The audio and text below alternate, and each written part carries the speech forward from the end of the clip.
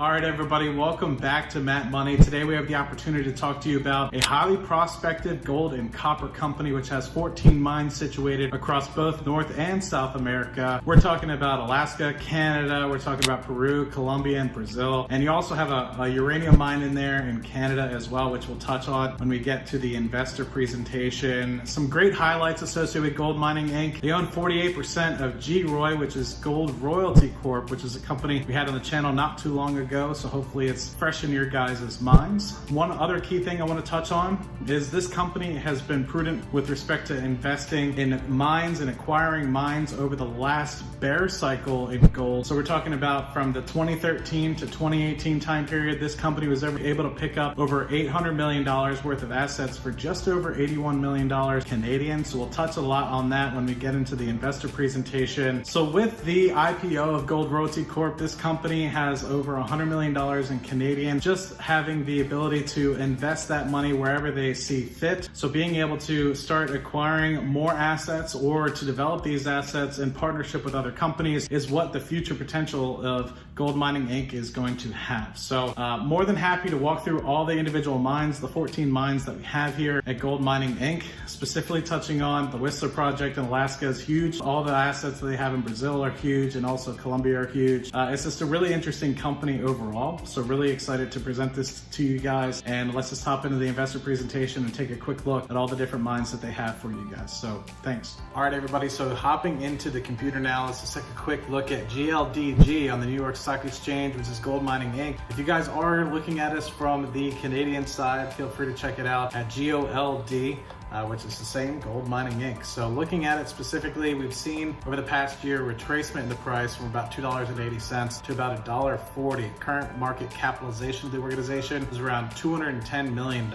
Gives you an opportunity to pick this up. You think about what they were able to do with being able to IPO GROY or Gold Royalty Corp. You're able to get over $110 million Canadian. So sitting on a lot of that cash and equity with the future potential of a lot of the 14 mines, which we're going to be highlighting today. We'll just show you the relative cheap valuation that we have as we go into getting some of these partnerships and getting some of these acquisitions started for Gold Mining Inc. here going forward. So hopping into the actual investor presentation as it sits here. Let's just take a quick look at the overview of the organization, a little bit of what I touched on in the introduction. So 14 high quality gold copper projects throughout the Americas, as we saw here. It's a portfolio of large, highly prospective gold and copper mines throughout the Americas and very friendly mining districts, which we'll see when we get into the Yellowknife area in Canada, as well as the Whistler project that they have in Alaska. Some very highly prospective and very friendly to mining districts there. We did highlight the Gold Royalty Corp IPO, where they own 48% of that company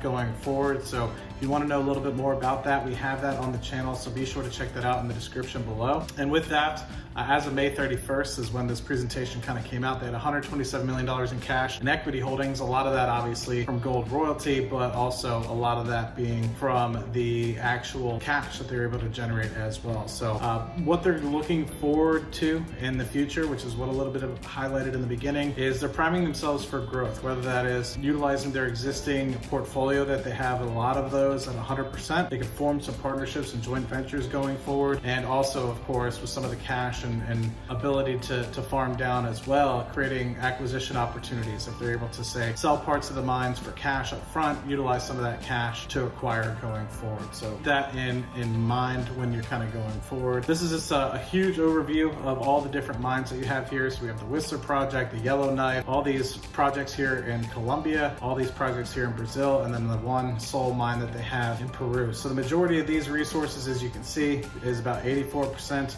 in terms of gold, a little bit of copper, and then a small silver, which is a byproduct of the copper and gold mining as you have here.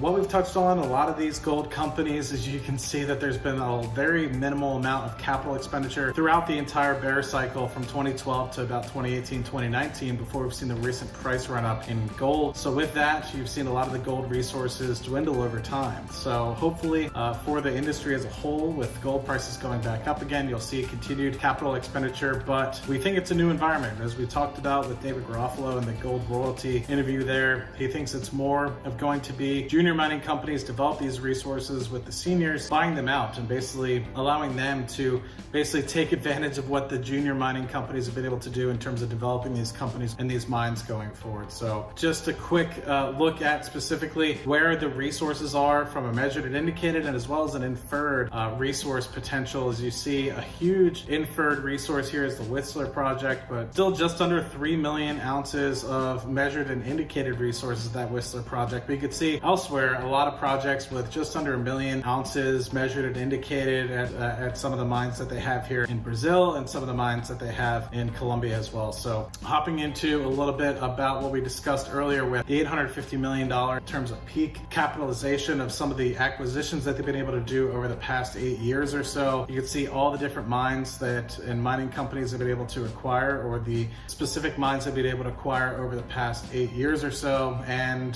that total market capitalization is around $850 million, with the actual acquisition cost being about $81 million for gold mining. So prudent investment, taking advantage of that bear cycle to be able to set themselves up for future success. One of the key things that I wanted to mention in the introduction, which I forgot, is the key shareholders that we have in this organization: BlackRock, Oppenheimer Holdings, as well as the Sprott Global.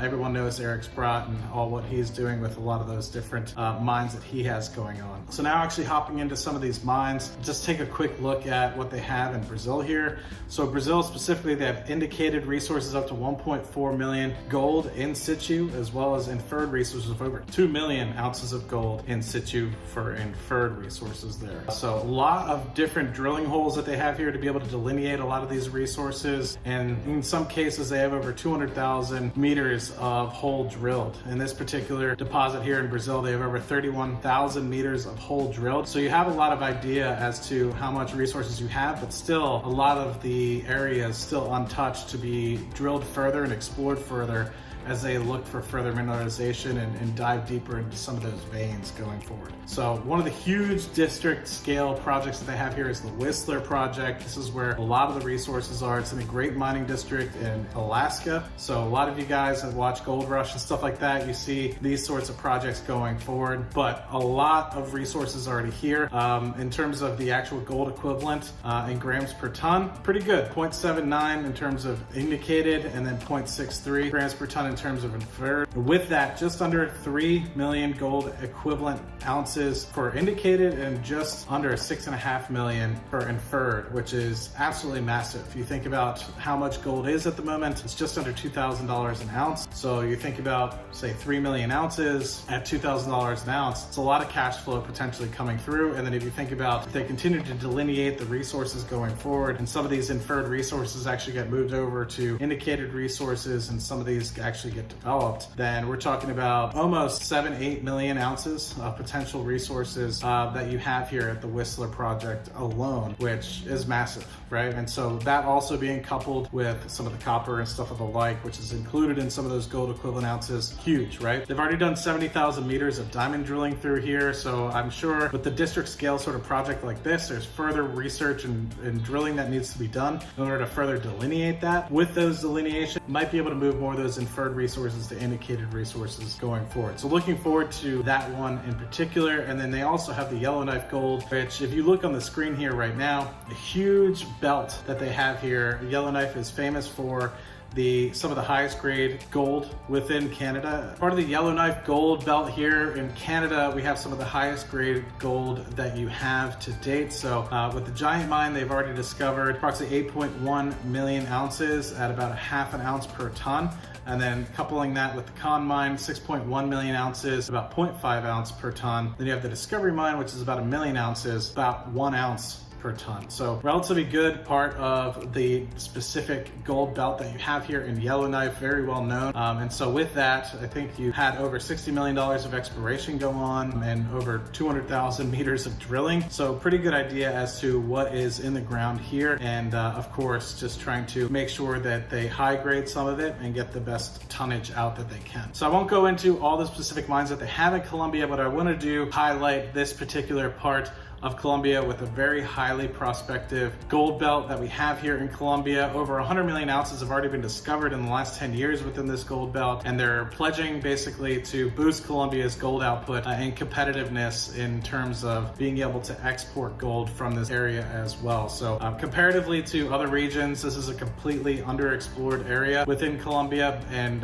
continues to be something that continues to go up. If you look on the graphic on the right hand side, you can see all the other different companies in here as well. You have Anglo Gold, Aris Gold, you have Anglo Gold again. So you have a lot of different companies in here that are continuing to develop these resources and continuing to do more and more. You already see there's over 180,000 meters drilled in here, so continuing to delineate this going forward and looking forward to a lot of results coming out of this in the future. So highlighting the Peru mine here, it's one of the largest producers of precious metals and base metals in the world, actually, and I don't think a lot of people give it a lot of credit, but second in terms of copper production, sixth in terms of gold. I have an opportunity here to look at 3 mining and 5 exploration concessions within Peru, 4,600 hectares here, and it's actually already road accessible and nearby grid power. So I think as they continue to delineate this, you'll continue to see the benefits of it going forward. Looking specifically at what they have at the moment, so in terms of indicated resources, they have 993,000 ounces. To date, they've been able to drill over 24,000 meters in 79 different boreholes to help delineate some of these resources. And of course, there's still upside potential as they continue to develop and looking further into some of the mineralization and deep veins that they have here.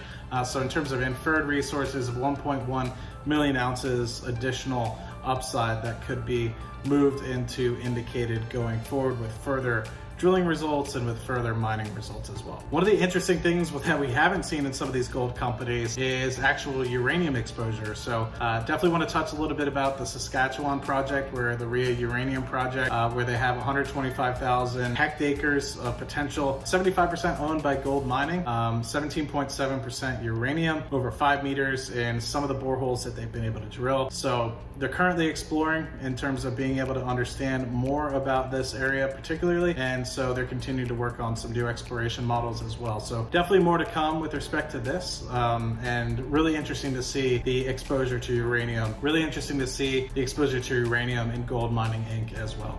So with that, guys, I want to end on the actual mineral resources that we have here. So feel free to pause and take a quick look at each of the projects where you can see the specific gold, silver, and copper breakdowns, and in terms of gold equivalent, in terms of grams per ton, and how many million ounces they have in gold equivalent for these individual mines themselves. So definitely think Amir Adnani has done a great job setting this company up and coupling it with some of the resources he's done with UEC, which is a company we'll be touching on in the future as well. So really good results from both of those organizations. I think Amir has done a phenomenal job being able to make sure they get the most out of the capital. 14 mines here that are going to be extremely productive and highly prospective going forward, and the spinoff of Gold Royalty Corp to be able to help capture some of that cash going forward, as well as some of the cash flow coming from Gold Royalty Corp. Really excited to see what the future results and further drilling results happen in Gold Mining Inc. And hope you guys enjoyed this video. Let me know if you need any other questions in the comment section down below, and I will see you guys on the next video. Cheers.